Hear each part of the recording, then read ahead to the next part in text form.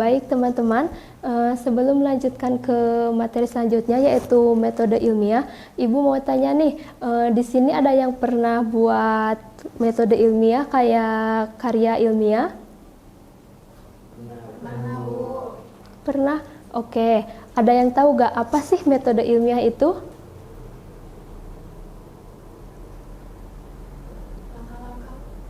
Ya betul, bisa jadi langkah-langkah ya. Ada yang bisa menjawab lagi selain Dedila?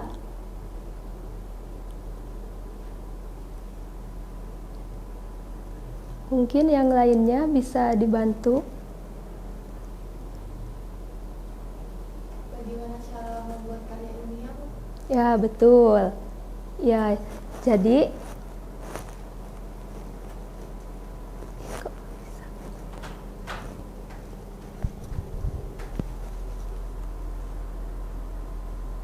nah, jadi metode ilmiah itu cara sintesis yang dilakukan oleh para ilmuwan untuk memecahkan masalah yang dihadapi dengan menggunakan langkah-langkah tertentu. Nah, selain metode ilmiah nih ada lagi nih dalam melakukan metode ilmiah itu ada langkah-langkahnya nih. Ada yang tahu gak langkah-langkahnya itu apa saja? Merumuskan masalah, Bu. Ya, betul. Nah, langkah yang pertama itu merumuskan masalah. Nah, di sini ada yang pernah mengalami masalah? Wah, pasti banyak ya yang pernah mengalami masalah. Masalah apa aja nih yang pernah dialami? Masalah cinta. Wah, masalah cinta. Selain masalah cinta? Masalah ekonomi.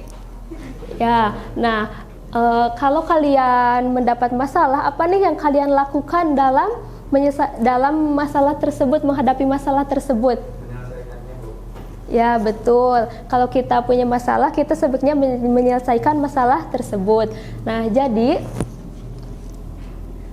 langkah pertama yang dilakukan dalam melakukan metode ilmiah itu adalah merumuskan masalah. Nah sebelum merumuskan masalah kita harus tahu nih apa yang dimaksud dengan masalah.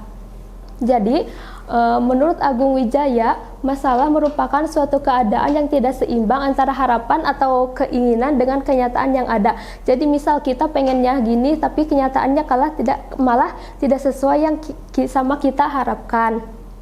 Nah jadi menurut Suryasmati 2003 menyebutkan bahwa rumusan masalah merupakan upaya untuk menyatakan secara tersurat pertanyaan-pertanyaan apa saja yang ingin kita cari jawabannya.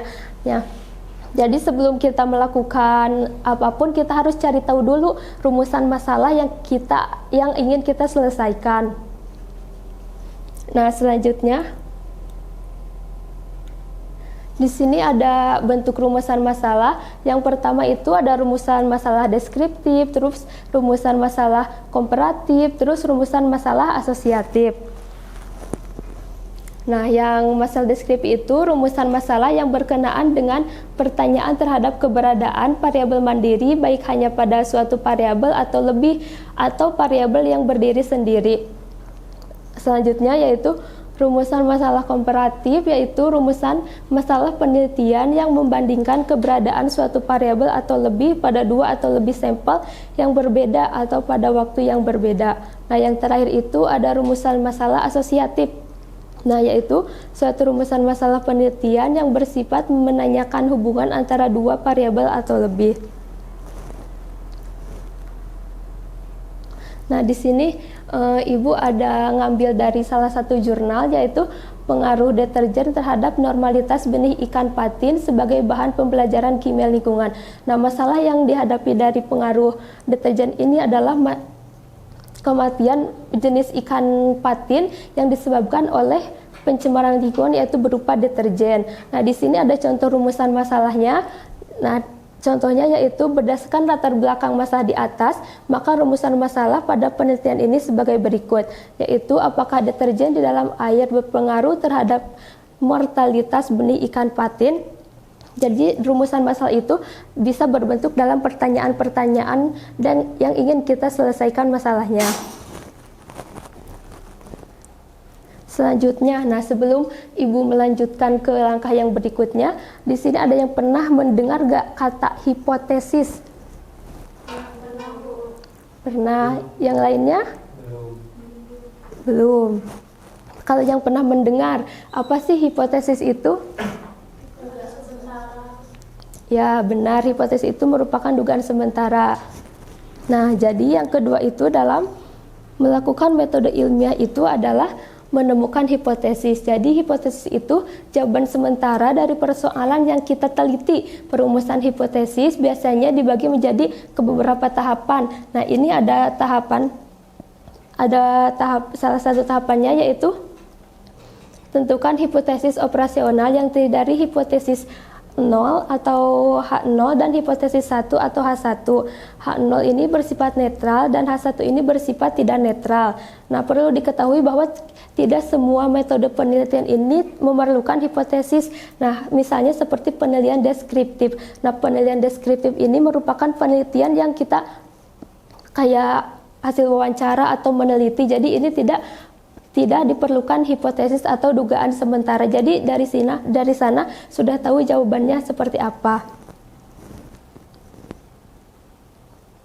Nah, di sini ada dari yang kasus tadi itu ada hipotesisnya, yang hipotesis H0 itu tidak ada pengaruh deterjen dalam air terhadap mortalitas jenis ikan pati. Nah, mortalitas itu adalah angka kematian ya.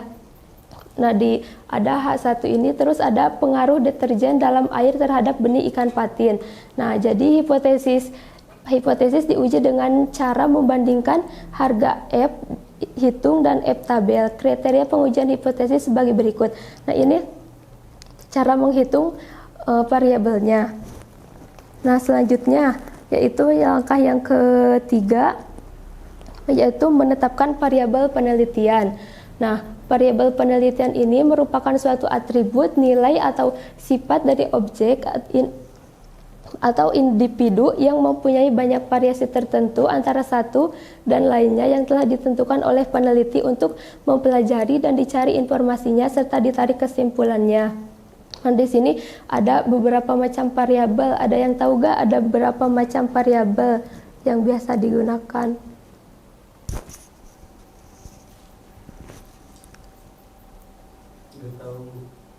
Yang lainnya? Belum tahu. Nah, di sini bakal menjelaskan nih ada jenis-jenis variabel. Nah, di sini ada 3 jenis variabel. Yang pertama variabel independen, yang kedua variabel dependen, yang ketiga variabel kontrol. Nah, variabel independen ini dalam bahasa Indonesia yang disebut dengan variabel bebas. Nah, variabel bebas ini merupakan variabel yang mempengaruhi atau yang terjadi sebab perubahannya atau timbulnya variabel dependen atau terikat. Nah, yang kedua itu ada variabel dependen atau dalam bahasa Indonesia disebut dengan variabel terikat. Nah, yang selanjutnya, yang terakhir ada variabel kontrol, yaitu variabel kontrol adalah variabel yang dikendalikan atau dibuat konstan sehingga hubungan variabel independen tetap terhadap dependen tidak dipengaruhi oleh faktor luar yang tidak diteliti. Nah, di sini dari jurnal yang tadi ada jenis variabelnya, yang itu variabel bebas, yaitu pada penelitian ini adalah konsentrasi deterjen di dalam 30 liter volume air, sedangkan variabel terikatnya adalah mortalitas jenis ikan patin dan didukung dengan tingkah laku ikan atau gejala sebelum kematian ikan diuji. Nah, selanjutnya yaitu metode ilmiah selanjutnya adalah menetapkan prosedur kerja. Nah, kalau kita mau melakukan penelitian, sebaiknya kita harus melakukan dulu prosedur kerja agar berjalan dengan lancar penelitiannya.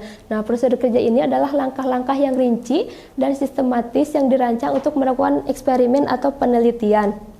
Nah, biasanya di menetapkan prosedur kerja ini ada alat dan bahan, terus ada juga prosedurnya. Nah, di sini juga sudah tertera bahwa ada alatnya yang perlu digunakan, terus ada bahannya, serta ada prosedur kerja dalam penelitian, terus ada tahapan-tahapannya, ada tahap persiapan, ada tahap penelitian, dan ini ada tahap penelitiannya. Nah, ini ada langkah-langkah dalam melakukan penelitiannya.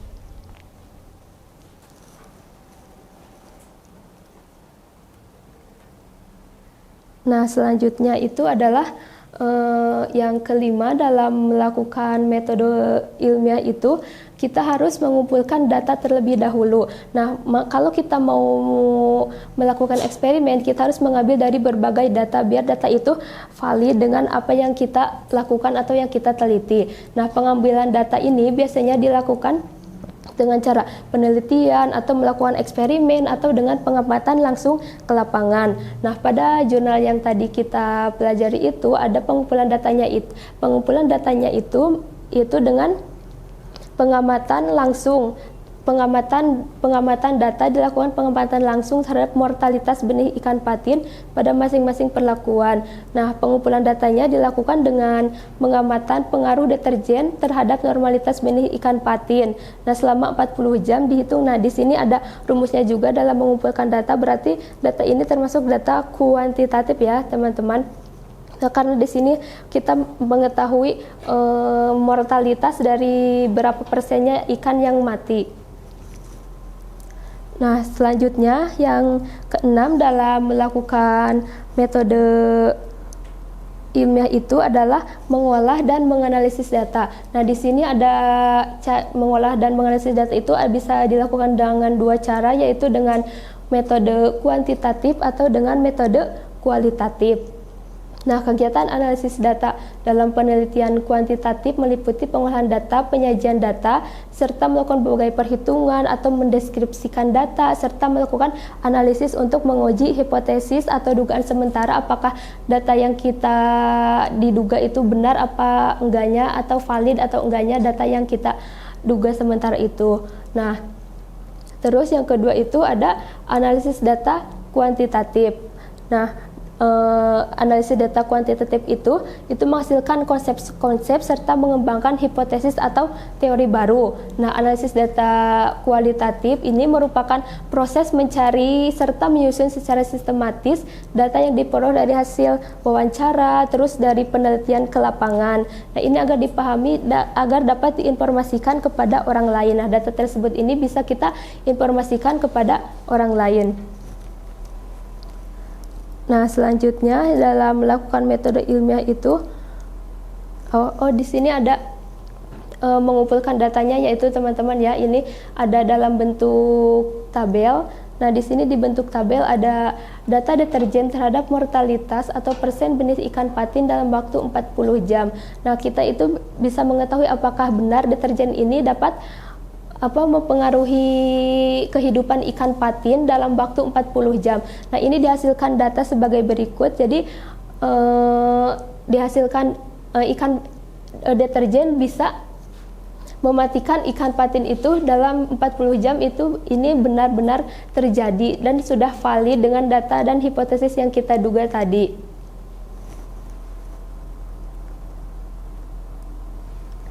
Nah, di sini juga ada tabelnya lagi. Nah, berdasarkan hasil uji wilayah ganda Duncan, jadi di sini juga melakukan dua penelitian di wilayah Guncan. Nah, deterjen terhadap mortalitas persen benih ikan patin dalam waktu 40 jam lihat pada tabel 7 yang tadi itu sangat nyata, ternyata deterjen bisa mempengaruhi kehidupan ikan patin. Nah, selanjutnya yaitu dalam melakukan metode ilmiah itu, setelah kita melakukan penelitian, mengumpulkan data, terus melakukan hipotesis. Nah, yang ketujuh itu adalah kita membuat kesimpulannya. Nah, kesimpulan ini merupakan rangkuman apa yang sudah kita lakukan selama kegiatan tadi, apakah ini sudah mendukung hipotesis atau tidak, apakah data yang tadi itu benar atau tidak. Nah, dari kesimpulan ini kita bisa tahu hasil yang kita peroleh. Nah, dari yang jurnal yang tadi kita peroleh itu kesimpulannya yaitu dari hasil penelitian pengaruh deterjen di dalam air terhadap benih ikan patin pada konsentrasi deterjen 5% dianggap sudah merupakan konsentrasi mematikan benih ikan patin. Nah, berarti data tersebut sudah sesuai dengan hipotesis yang kita duga tadi. Nah, yang terakhir itu dalam melakukan metode penelitian itu yaitu mengkomunikasikan hasil penelitian. Nah, dalam mengkomunikasikan hasil penelitian ini kita bisa melakukan berbagai cara, yaitu bisa melakukan dengan cara presentasi di hadapan umum. Terus kita juga bisa hasil penelitian kita dibentuk ke dalam jurnal atau ke media digital, bisa dipublikasikan hasil dari penelitian kita supaya penelitian yang kita teliti itu bisa bermanfaat kepada orang lain. Nah, sebelum Ibu menutup pembelajaran hari ini, apakah yang Ibu sampaikan sudah bisa dipahami dalam melakukan metode ilmiah? Bisa, apakah ada yang mau ditanyakan dulu gitu sebelum menutup? Bu, makanya Bu, kalau misalkan metode ilmiah itu bisanya dipakai di ilmiah aja atau bisa dipakai kehidupan sehari atau ke bidang lain Bu? Nah, di bidang lain juga kita bisa melakukan metode ilmiah, bukan hanya di bidang kimia saja. Kita kalau melakukan observasi atau penelitian tidak harus dalam ilmiah juga, yang lain juga bisa melakukan metode ilmiah gitu. Apakah sudah menjawab pertanyaannya? Apakah ada yang bertanyakan lagi?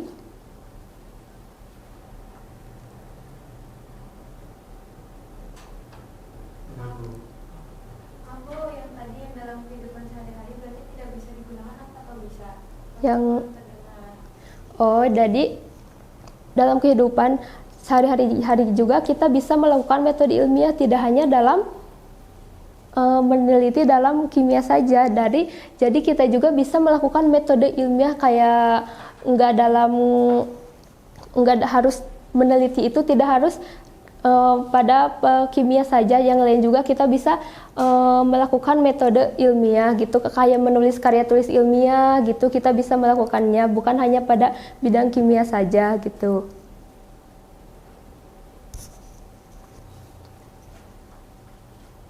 Apakah sudah terjawab?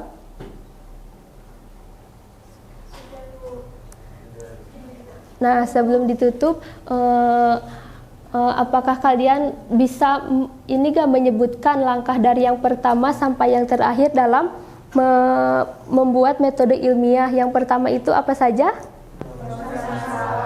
Ya, terus yang kedua? Ya, terus yang ketiga? Menetapkan variabel penelitian. Ya, yang keempat adalah? Ya, yang kelima? Ya, terus yang keenam? Terus yang ketujuh? Ya, terus yang terakhir ini adalah? Nah, jadi kalian kalau nanti mau melakukan penelitian, kalian boleh melakukan metode-metode ini yang Ibu jelaskan tadi. Nah, semoga apa yang Ibu ajarkan kepada kalian ini bisa bermanfaat dan bisa kalian lakukan nanti kalau melakukan penelitian.